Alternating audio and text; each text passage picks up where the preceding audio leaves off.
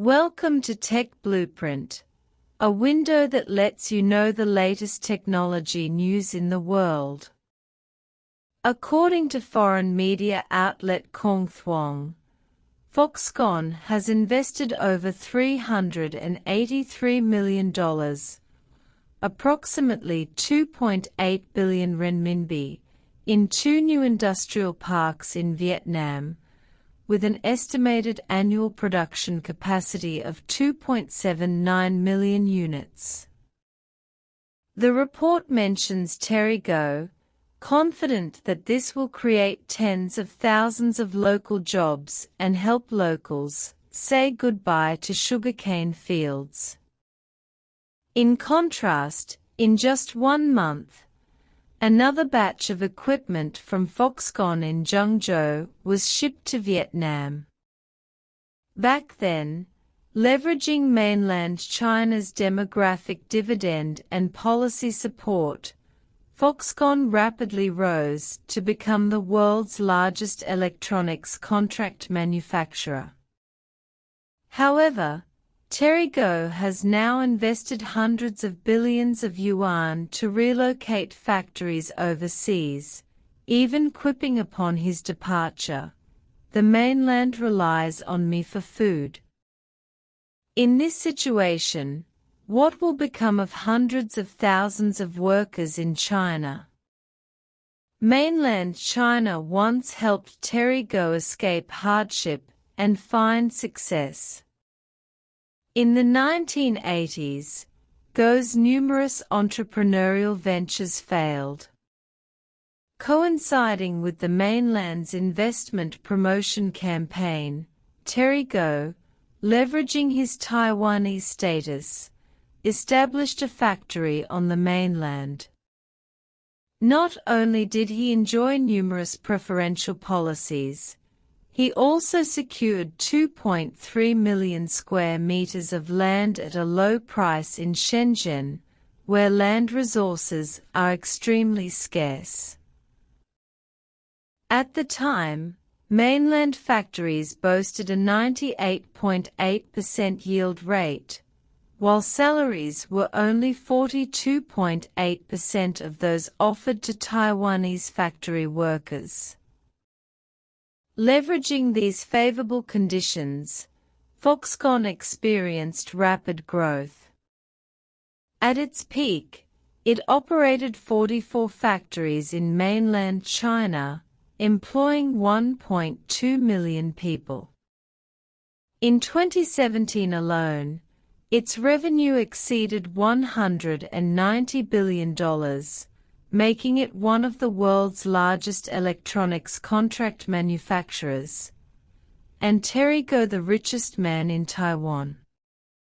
Unexpectedly, Terry Gou, who thrived on mainland China, has resorted to ungrateful behavior. Since 2019, the United States and its allies have suppressed and blocked China's technology industry, targeting Chinese companies like Huawei and DJI and imposing bans that hinder the export of domestically produced technology overseas. At this critical juncture, Terry Gou, seeking to curry favor with the United States, quickly severed all ties with Huawei and relocated factories to Southeast Asia, focusing solely on providing contract manufacturing services for overseas companies. Overnight, 340,000 employees in mainland China were forced to lay off. Despite being at the center of public opinion, Gou remained unfazed, even boasting in an interview, "Businessmen have no motherland. The market is the real motherland." Gou's conceited attitude soon encountered setbacks. According to foreign media reports, the Vietnamese government required 6 Foxconn factories to reduce electricity consumption by 50%. The inadequate local infrastructure and frequent power outages directly resulted in Foxconn suffering losses of $1.4 billion, and the company was forced to cede its exclusive distribution rights for Apple products to competitor Luxshare Precision. Facts demonstrate that any company pursuing globalization cannot be attracted solely by low labor costs. China's advantages in production efficiency, employee quality, and production capacity are unmatched by many countries. The land Terry Gou so deliberately sought to leave has already fostered numerous cutting-edge technologies, laying a solid foundation for the transformation and upgrading of the manufacturing industry. Blindly embracing the United States, Gou was completely oblivious to the profound changes already underway in the domestic market.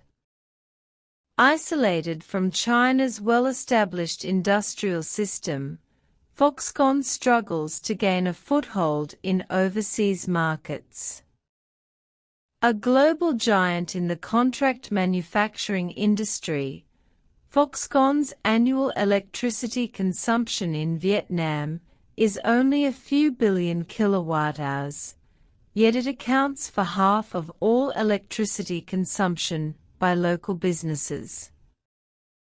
Given the massive gap between local power supply and demand, the local government has been forced to implement extreme measures such as power rationing and time-of-day power supply, frequently forcing Foxconn to halt production. Faced with these repeated setbacks, Terry Gou will eventually realize that it was the hard-working mainland Chinese people who made him who he is, but by then it will likely be too late to regret. If he attempts to return to the mainland market at this point, the market will no longer offer him a chance. Contract manufacturers like Luxshare Precision, BYD, and Goertek have already filled the void he left behind. Obviously, the normal operation of the market won't be halted by any one company or individual. However, only those companies that are committed to the country and respect the people can survive the market tide and achieve long-term development. Even with Vietnam's power outages, Foxconn still invested an additional 2.8 billion yuan to build a factory. Is this a complete no-brainer? Even if it doesn't, China isn't afraid, as it already has domestic alternatives. What are your thoughts on this?